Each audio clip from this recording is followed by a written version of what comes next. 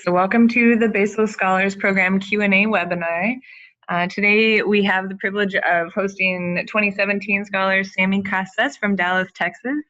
She's a current scholar this year, so she is the best source of firsthand information, not only about the application process, but the program itself and the creation of a local ideas festival. So we will get to introductions here shortly, and Sammie can tell you a little bit more about yourself, just to give you an idea of the kinds of things that we'll be talking about today. So we're going to do quick introductions of both myself and Sammie. We'll also introduce the Bezos Scholars Program overall. Then we'll move into some of the details. We'll talk about the application process. We'll give you some tips on completing your application, which is due on February 9.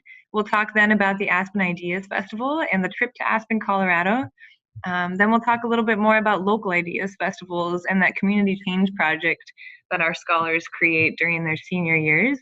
And then we'll talk a little bit about the alumni program and what happens after that first year of participating in the program and going to Aspen. And we will be sure to save time for questions at the end of the presentation, although feel free to write them into the chat box throughout if you have something that comes up, and we'll be sure to address it as they come in. So just to give you an idea of who's on the other end today doing the talking, we have 2017 Scholar Sammie Casas. Like I said, she is from Dallas, Texas, and her local ideas festival this year is called I Fight Fear, and she's working with her peers and her school administration to create an organization advocating for legislation and support of immigrants and immigrant rights, particularly the undocumented community in Dallas. And so she's still in the process of creating her local ideas festival, which is happening this spring, and she is involved in so many things in her school, and happens to be in DC this week also in her capacity as an I Fight Fear leader and co-founder. Sammie, do you want to weigh in at all? See if I left anything out there? Yeah, I'll just say hi, guys. My name is Sammie Samantha. I am currently in DC right now fighting for a Clean Dream Act. I joined the Bezos Scholars Program this past year with my educator, Ann Morano. She's my college-bound advisor. And we work with a group of 8 young girls from my all-girls high school fighting for immigrant education and immigrant stories in the Dallas area. And we hope to spread it out to further Texas communities in the upcoming years. But yeah, our Ideas Festival is a little bit under a month out, February 17th. So yeah, we're pretty excited. Awesome. Thanks, Sammie. All right, and then just to say a little bit briefly about my own self. So I am the program manager here at the Bezos Scholars Program and have been the program manager for the past 3 years. So this will be my 4th year in new cohort. And I just am really excited about helping young people figure out what they're really excited about, and then figuring out how you can pair those passions with a community need and create some projects behind that. So that's especially what this program does. So it's a good fit for me. And I grew up in Montana. I've been in the Seattle area for several years, and I also served in the Peace Corps in Nicaragua. And I have my degree in Latin American Studies and Spanish from Seattle Pacific University. So just to give also a brief introduction about the Bezos Scholars Program. So this 2018 year will be our 14th cohort. So we have more than 100 student alumni that have been involved in the program since its beginning, which was 2005. And the way that the program kind of got its start was that the founders of the Bezos Family Foundation, the parent organization for Bezos Scholars Program, Mike and Jackie Bezos attended the Aspen Ideas Festival, and they thought it was an incredible opportunity with a great collection of great thinkers. They had politicians, there were artists, there were scientists, and they saw there the opportunity for dialogue, for inquiry, for great question asking, and then to take that home and do something with it. So after that first year, then they invited a group of young people, of public high school juniors specifically, to join them in Aspen at the Ideas Festival to ask those good questions, to soak up all of that spirit of dialogue, inquiry, and all of that great knowledge, and then take that back to their communities. So now this program looks much the same as it did in those early years. We identified 12 students from across the United States that apply during their junior year of high school, and they apply with the support of an educator who joins them in Aspen, Colorado, for this week of incredible learning experiences, leadership development, breakfasts and lunches with notables, and then takes that experience back to their home communities, creates a team of peers, creates a team of educators, creates a team of school administration and support, and creates some local change in their community. So in a very large nutshell, that is the Bezos Scholars Program. And another neat feature of the program is that, in fact, in addition to the 12 U.S. student scholars, there are 5 students that join us from the African Leadership Academy in Johannesburg. And that is a school that pulls its students from the entire continent of Africa.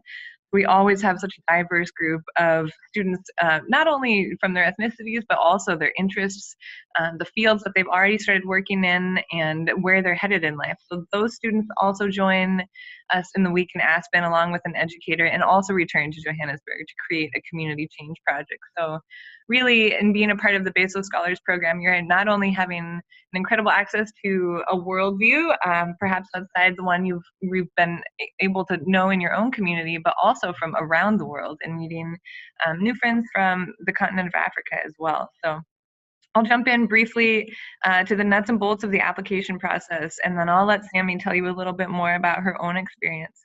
So the important thing about the application process: eligibility. Are you at a public high school? Does the high school have a free and reduced lunch rate of 30% or greater? So those are the very baseline eligibility standards for being able to apply to the program. Also, the application has 2 parts. There is your piece as a student, and that involves things like an unofficial copy of your transcripts. It involves a resume of your in-school and out-of-school activities. It involves sharing your standardized test scores, either the PSAT, ACT, or SAT. It also involves some short answers to essay questions.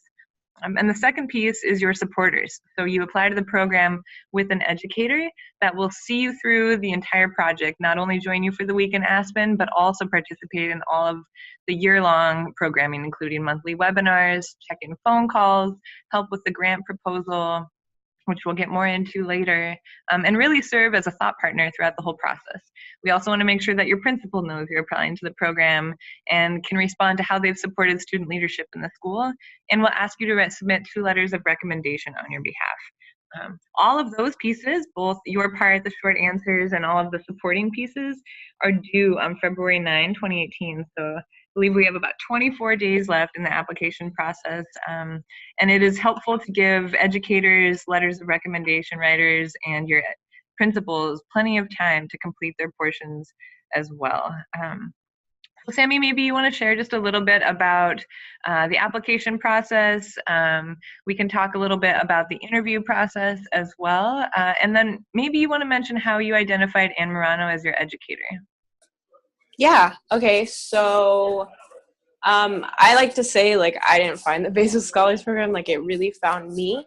It was probably one of the biggest things, like, I've ever been, like, shown. My educator, Anne Morano, handed me this flyer, and she said, like, I really want you to apply. Like, I think this would be really good for you.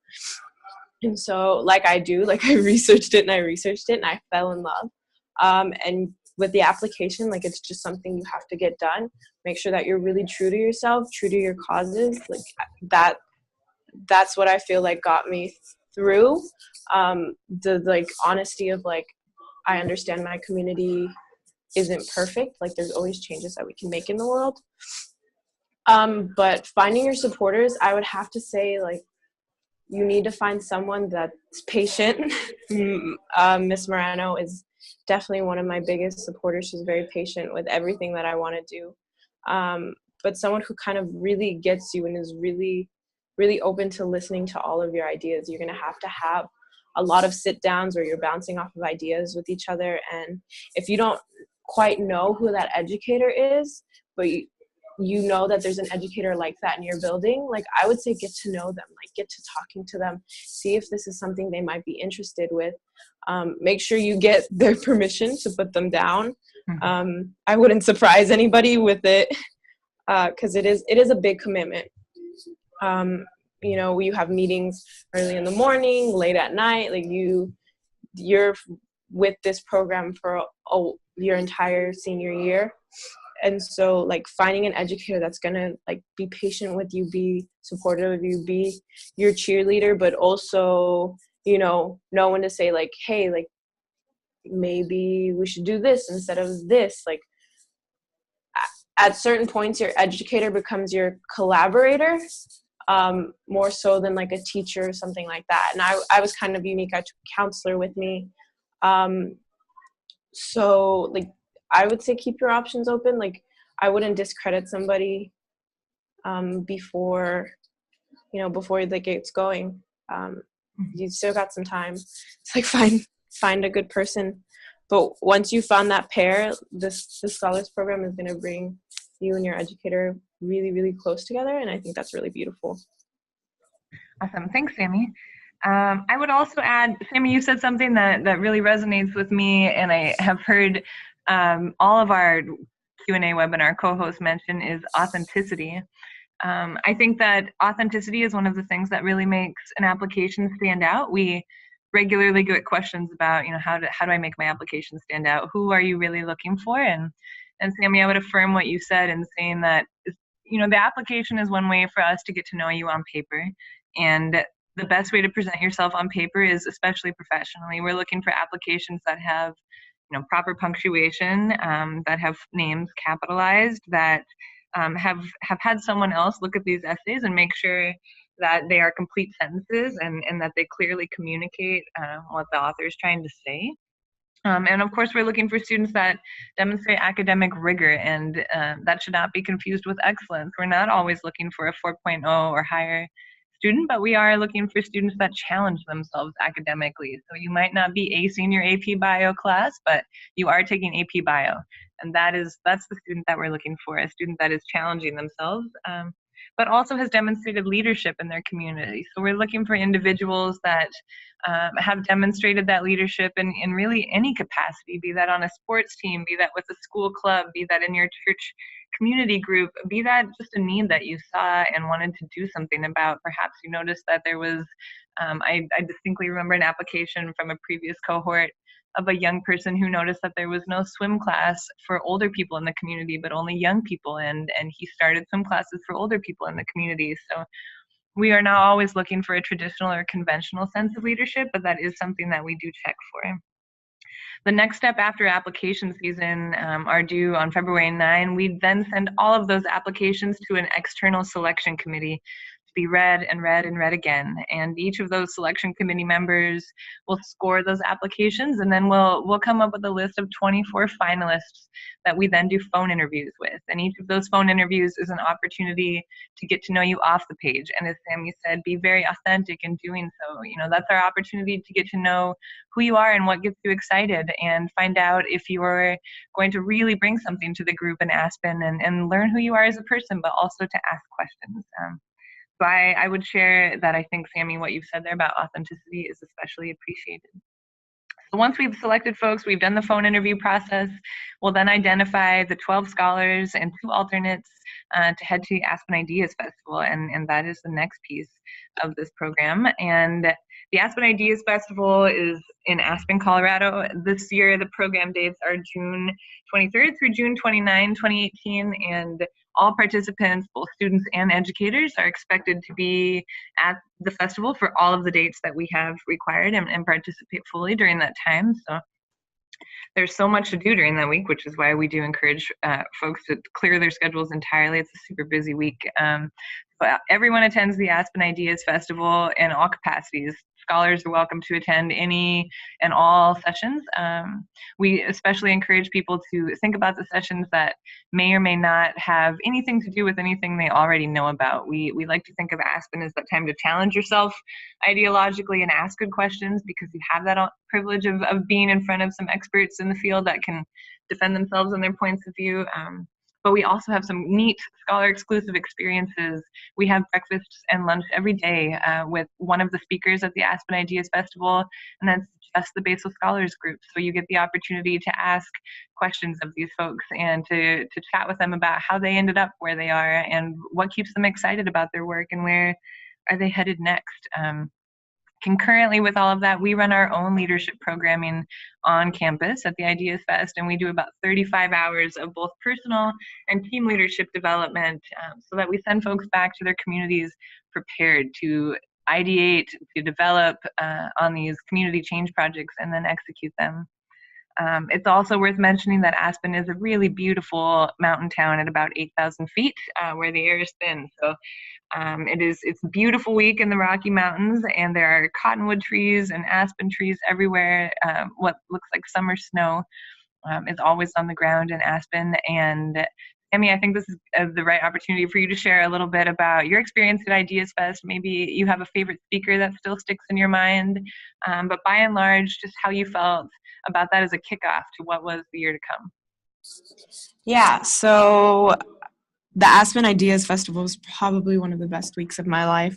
It's really a playground for change makers. So really take advantage of every single second that you are there. There's moments when I just wish I was back in there, because in that environment, in those sessions and stuff, you really feel empowered, and you really feel a sense of change, a sense of urgency, a sense of I can do this, which was something that I had an idea of, but the true feeling, the true motivation of it really came for me at the Aspen Ideas Festival.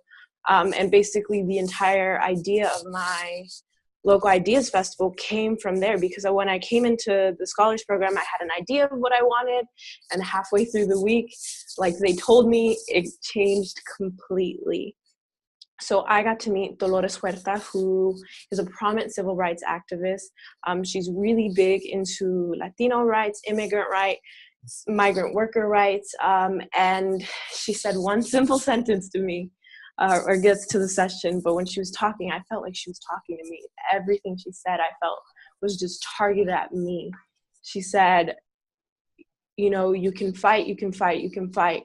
But at the end of the day, if there's no minority representation, if you're not in those seats, if you're not in those positions of power, no one's going to fight for you like you can fight for yourself. And that's where We Fight Fear came from. We can only fight fear. We can only fight, prejudice and discrimination with, our representation, with, minority activism, minority advocacy. And so having that, aha moment, I guess, at the Aspen Ideas Festival, it's something that I don't think I would have been able to fully move myself towards without it. At the end of her session, I was completely in tears. I was sobbing like a baby because of the session that was given to over 50 people. You're in this really particular environment in Aspen, and it's amazing. You just have to take advantage of everything that's happening, because you're going to hear from people you agree with, you're going to hear from people you don't agree with, but you're going to hear well-developed arguments. And I think developing those arguments and hearing those points, that's what motivates you. That's what gets the gears turning for, your own project, your own mindset. Sammie, I would also appreciate if you could contribute a little bit about the cohort itself and about meeting the other peers there. Yeah, no, it's a special family. We still talk, I think, almost every day. You're with these, 12 to 16 people with the African Leadership Academy for, 5 days, all day, every day. You're staying in the same place.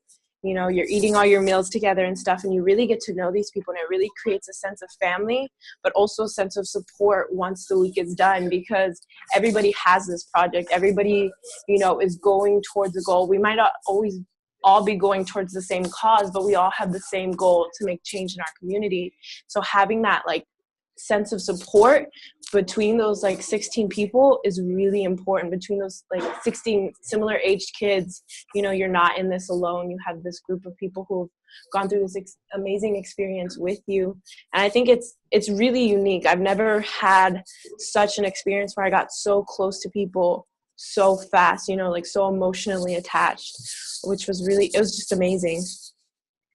Awesome. Thanks, Sammie.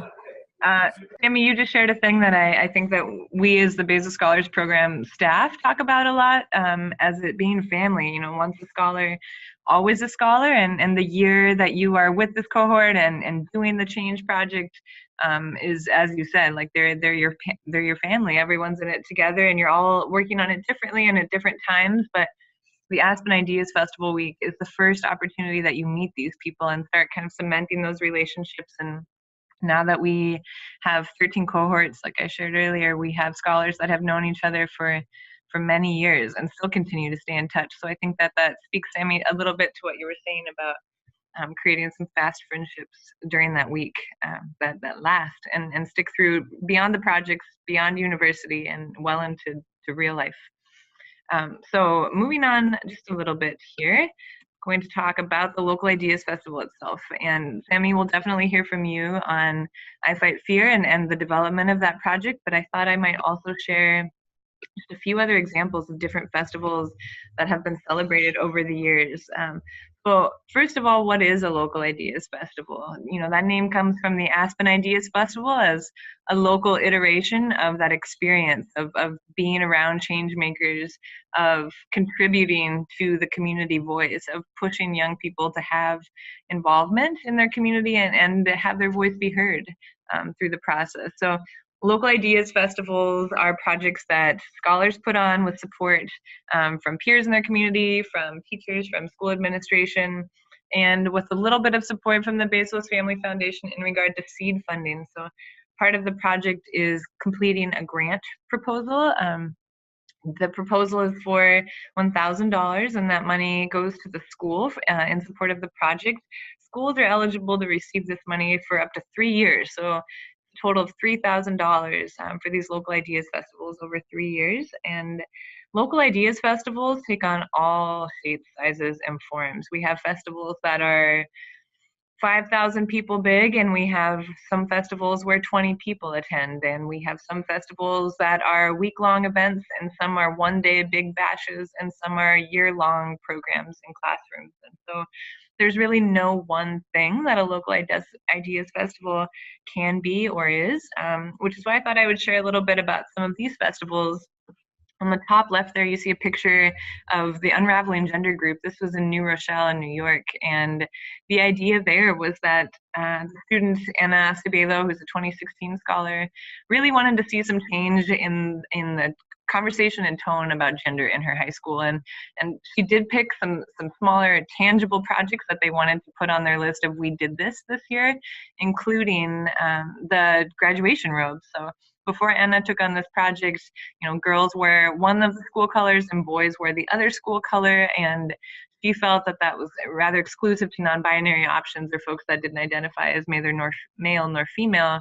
By the end of her project, graduation robes are now color of your choice. Still school colors, but color of your choice. And so that festival was a one-day celebration of several voices in their community representing various aspects of the LGBTQ community, but they also did participate in the local Pride Parade. They volunteered with local organizations and really put themselves out there as a supportive group that definitely still lives on in the school to date.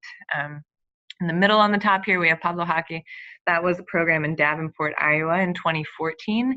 The idea there was that the city of Davenport was in a period of restructuring its city planning, and we're inviting different designs and different ideas about how they might refurbish the central downtown area.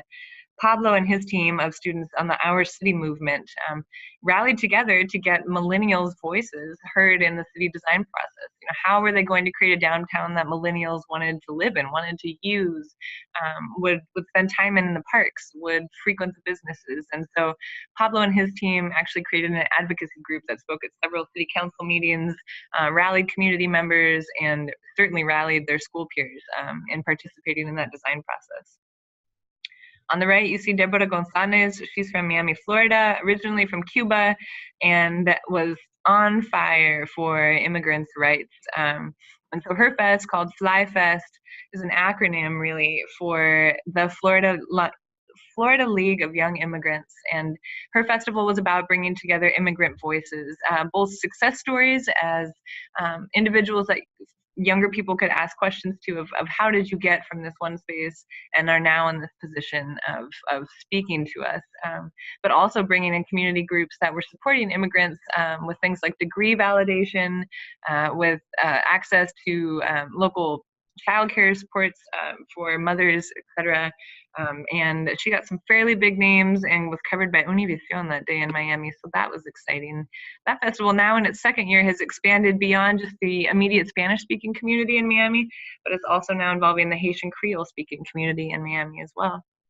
In the middle on the bottom, we have STEAM Fest. This was one of our first STEAM Fests when that acronym was just starting to take off. This was Keona Elliott's Festival in 2012. This was a school in Oakland Park, Florida. And it was just held at the school. It was only for the students at the school, and they did a week long of basically field day events, but tying that back to STEAM. So science, technology, engineering, arts, and math. And that program is still happening, even though neither Keona nor her teacher are attending that school any longer. And on the bottom left, we have STXI. This is a festival in the Rio Grande Valley in Texas. This truly was just sort of a reiteration of the Aspen Ideas Festival on a local level. So they had different sessions, different workshops, different speakers. They had mariachi, they had local tech entrepreneurs, they had lawyers, they had immigrants' rights activists. And in between all of these different conversations going, they had some fun activities that you could do. They had a virtual reality game that you might play. They had to explore your passions with some very sticky goo and different photo booths and opportunities for students to kind of play and engage in the festival. But also that kind of kicked off a year-long sort of TED Talk series of conversations that are continuing to happen. That festival is in its second year this year. So a little bit more just about Local Ideas Festivals themselves. How do scholars create festivals? They work together with their educators and their team of peers to make sure that that thing that they're really excited about, and Sammie will talk more about how her passion is really what's keeping this festival together, is what drives that response to community need, because that creates the sustainable response that students are able to carry out for years to come. And is there funding for Local Ideas Festivals? Yes. The Bezos Scholars Program offers $1,000 to every school that's participating in the grant proposal process. And often scholars use that as a match fund for local community fundraising drives, and are certainly welcome to fundraise other ways as well, be that crowdfunding or in-kind donations from the local pizza place to support the work that they do in their communities. Sammie, I think this is a great time for you to talk a little bit more about I Fight Fear, kind of how the project came together. You shared a little bit about Dolores Huerta, but then when you came back to your school after being at Ideas Festival, how did you get that ball rolling? Where are you in the process now, and what's yet to come? All right, so yeah, so the idea came kind of like in its beginning processes in Aspen. There's a lot of like hows, and so September rolled around and we started to form a team.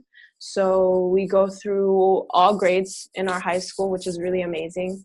But we really wanted to work with how could we help Dallas? How could we help the immigrant community in Dallas?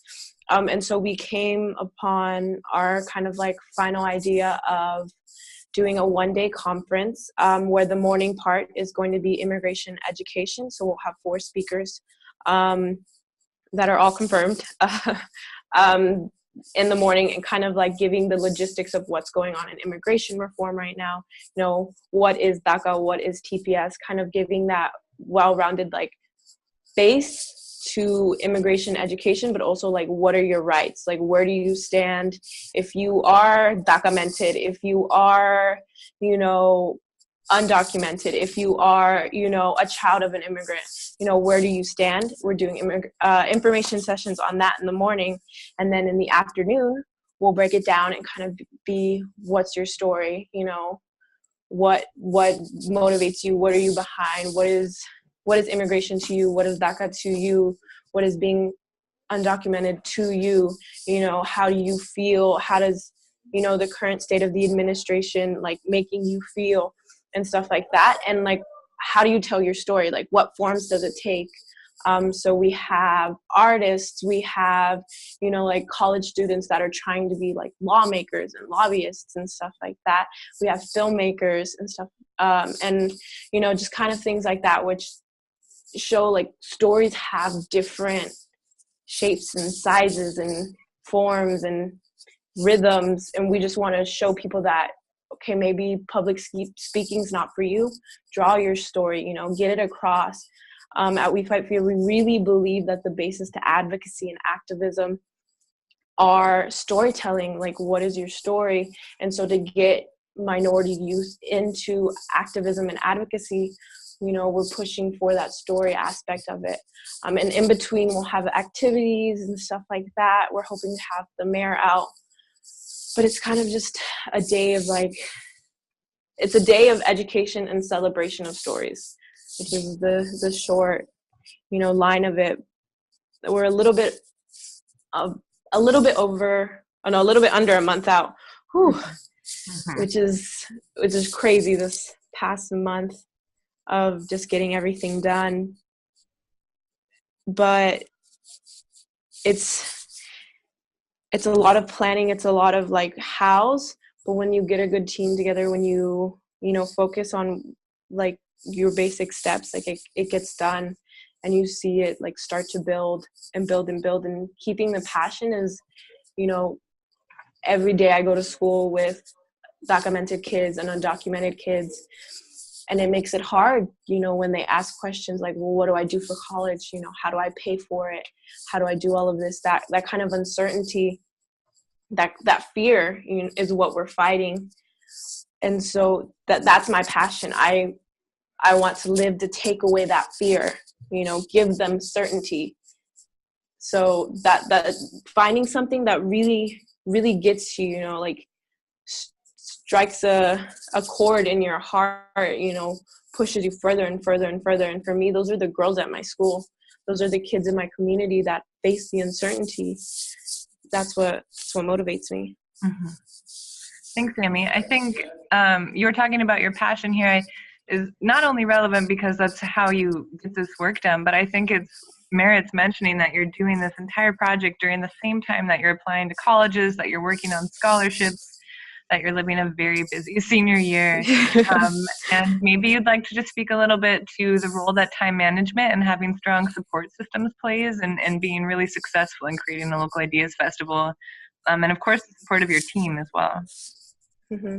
I would say that it's hard and it's really stressful. I'm not going to say it's not. Start early. They'll tell you this every single day in Aspen. And I was like, yeah, I'm going to start early. That's obvious. And I didn't start early enough.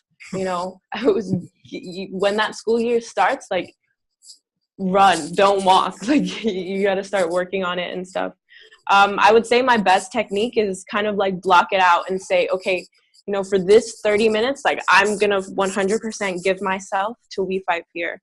And for these minutes, I'm going to give myself to my college applications. And a lot of times I found that my work with We Fight Fear was helping me with my college applications. When you get to that point, they're going to ask about what you're doing in your community. Who are you?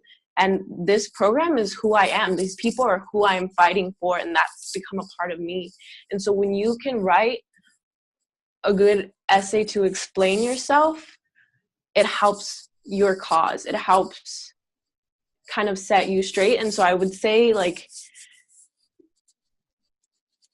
keep block your time out, but don't fear letting the lines bleed a little bit.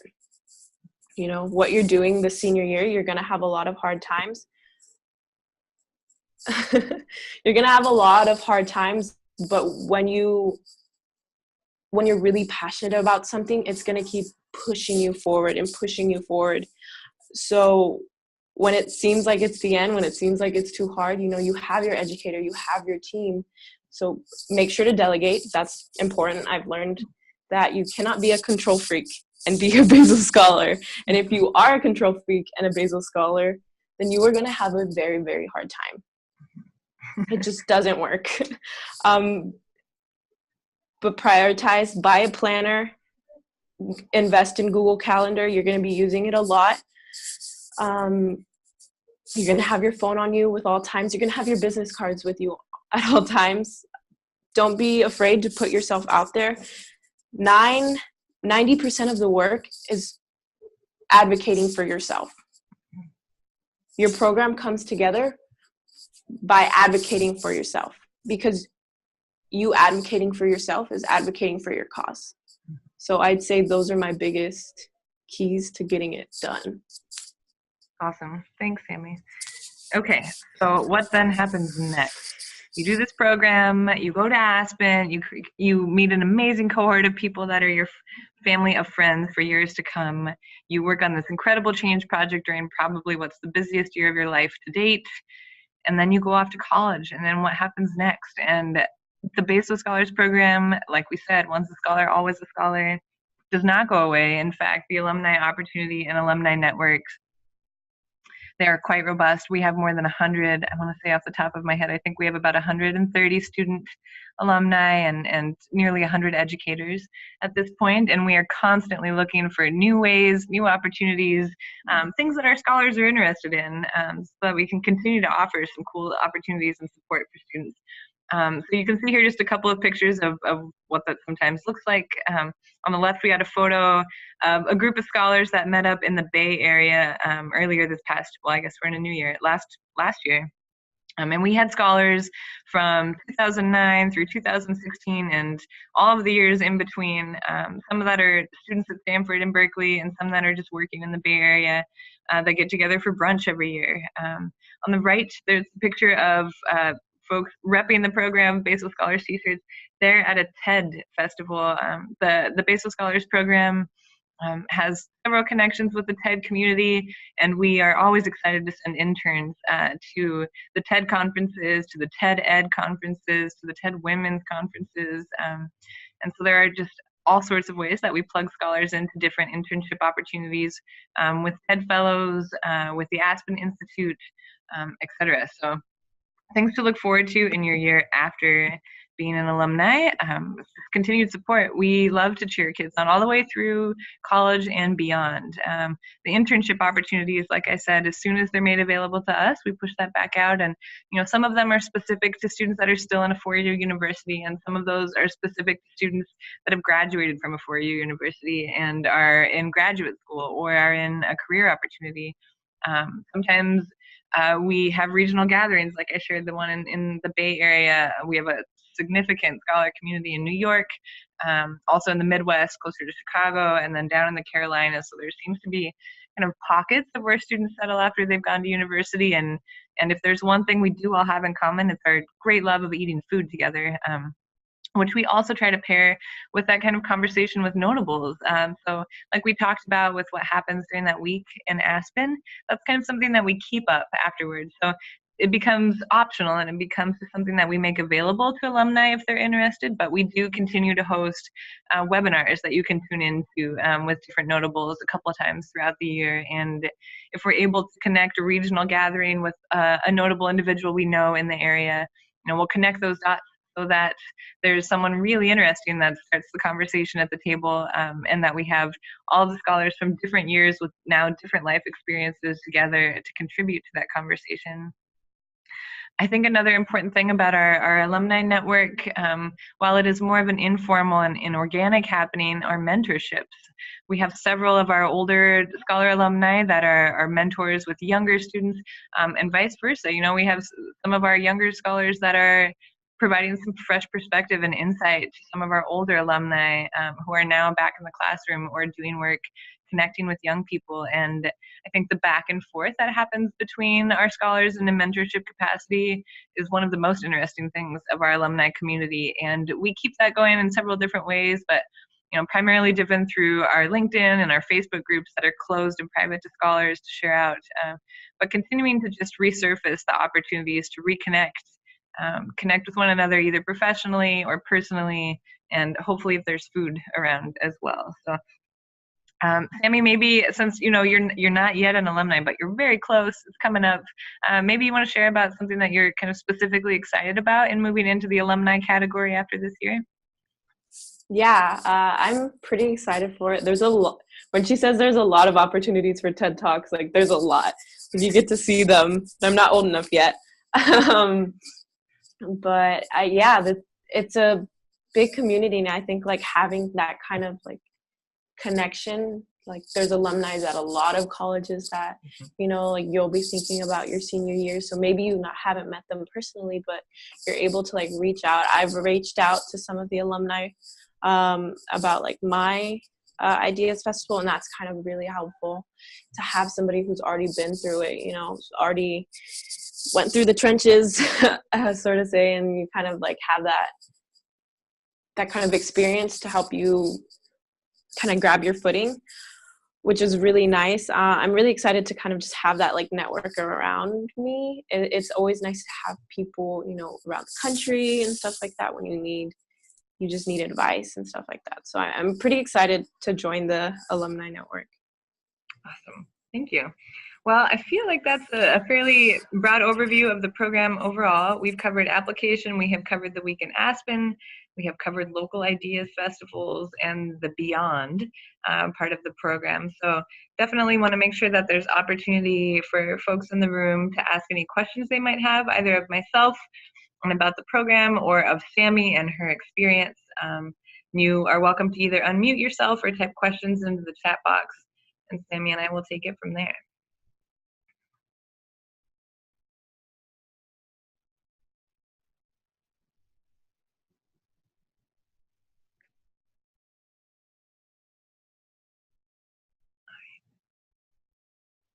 Sammie, I think this question for you. Sammie, what's the biggest thing you've learned while working on your LIF this year? Like I said earlier, don't be committed to being in control of everything. You know, sometimes rain falls when they say it's going to be sunny, you know, and you have to keep rolling with the punches. Also be really humble for every experience that you've got, because I've been really lucky with, you know, all of the experiences that I've had and doing all the work that I'm doing, but you have to realize, like, take a step back and, you know, you're fighting for someone who might not have all the experiences that you have. So I would say stay humble, stay proud, stay loud, find your voice. Being in DC right now has also made me really appreciate that I have a voice and I can fight for others. And that's kind of my vision right now, is I want to give voices to those who have been silenced. So don't ever be ashamed of the voice that you're given. Don't ever think that your opinion doesn't matter, because it does, you know, and it's important. You know, you chose this cause for a reason, so now you need to stick behind it and show why it's important. So that's my biggest lesson. Thanks, Sammie.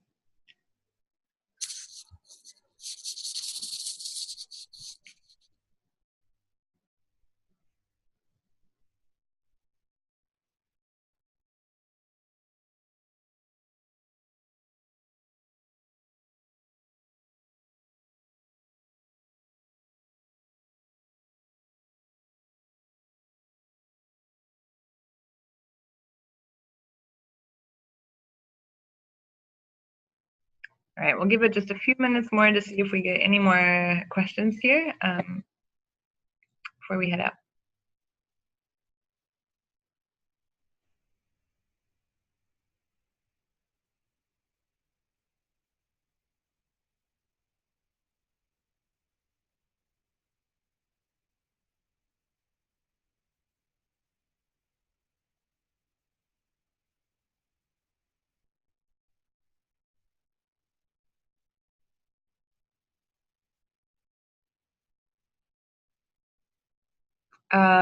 Probably also for you, Sammie, we got a couple questions. What are you most looking forward to with your festival this year? I'm really excited to meet all the faces behind the people who have signed up. So we have this Google form, and we've been sending out to schools across Dallas. And we've had kids sign up, but they're not kids I know. They live far from me, and so it's kind of putting a name to, like, these kids who are curious. Like, I'm really excited just to meet them, and kind of, when you get to Aspen, Jackie will shake your hand and say, "Thank you for saying yes." I don't know why, but that stuck to me the most when people started signing up for this and people started saying yes to coming to this program. And I just want to say, like, thank you for saying yes. Like, thank you for, you know, believing in this cause and believing, you know, in We Fight Fear and stuff like that. So that's what I'm most excited for. Awesome. We have another question here, and I think maybe you and I can both weigh in on this one. Question is, most teachers at my school are overworked, and I'm not sure how to find one. What do you recommend? From my perspective, I would strongly encourage you to connect with your principal or your vice principal to see if there is an educator that maybe they have in mind that would be really great for this opportunity, that perhaps is an educator that you either haven't had in your classroom or maybe haven't even connected with yet in your coursework. But usually administration has their fingers kind of on who those individuals are that either have the time or the heart to make the time for that project. And some of our best educator-student teams come from that collaboration with a principal or a vice principal and helping find the right teacher for that project. Another thing that's worth noting about teachers is that we're looking for educators that are committed to teaching at the school during the coming academic year, so during 2018-2019. And that's also something that, it's sometimes challenging for the student to know if that's what the teacher's plans are. So sometimes looping in the principal or the vice principal again can be helpful with that. But also to think outside the box with teachers. Like Sammie shared, she's working with her guidance counselor. We're not necessarily looking for classroom teachers. We are looking for educators that feel really strongly and excited about supporting students and student leaderships and student voice. So that is one way to think about it, be that a librarian or a guidance professional or one of the administrators themselves. But maybe Sammie, I don't know, do you want to weigh in a little bit on finding educators? Yeah. The only thing I have to say is that when someone's, like I said earlier, when someone has the passion behind it, like they're going to make time for it. Right now, me and Miss Morano are in like the middle of college season, and like we're both pressed to the wall with things to do. But when you have that passion behind it, when you have that force, like you find like 10 minutes here, 15 minutes here, 30 minutes here, like they'll make time for it when they really learn that like you're passionate about the cause, like show your seriousness about it, and then people will start respecting that seriousness. So I would say find a teacher that respects that seriousness. I know that's kind of vague, but once you start talking about it with certain teachers, you'll be able to pick up on those cues of like, oh, that's interesting, and kind of like I don't really know about that, and the oh my god, tell me more kind of teachers. That's well said, Sammie. I appreciate that response for sure. Okay, if there are any more questions today, we will certainly point you towards the blog. So our website, www.bezosscholars.org/blog, now has some tips for getting your application completed and in, and certainly encourage you not only to check out the tips for getting your application in, but some of our other blogs, because those are stories directly from our scholars sharing about the work they have done, the work they do now, and the things that they're excited about. So thanks everyone for taking time today. Thank you, Sammie, for weighing in. Your voice is super appreciated in this process, and look forward to learning more about each of you through your applications. Have a great night, you guys. Thank you. Yeah, have a good night, y'all.